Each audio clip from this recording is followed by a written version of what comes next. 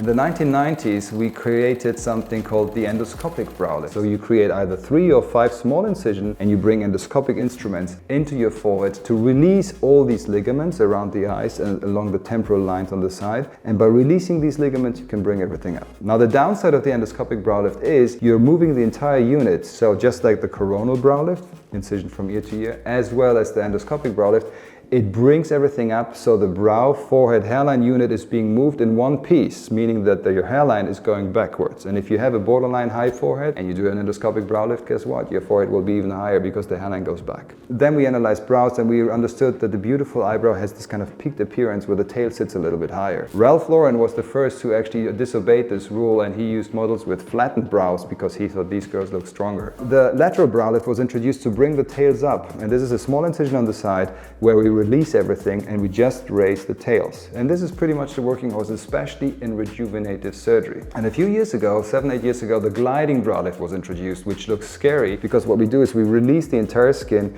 we lift everything up, and then we place something called a hemostatic net, which are stitches that stay in place for 48 hours to bring everything together, just like super glue, but we do it with stitches. And this allows us to change all kinds of areas of the brow very, very freely. So that's a quick summary of the brow lift history. The techniques that I perform most often are usually a lateral brow lift or a gliding brow lift, because with these I have the greatest freedom.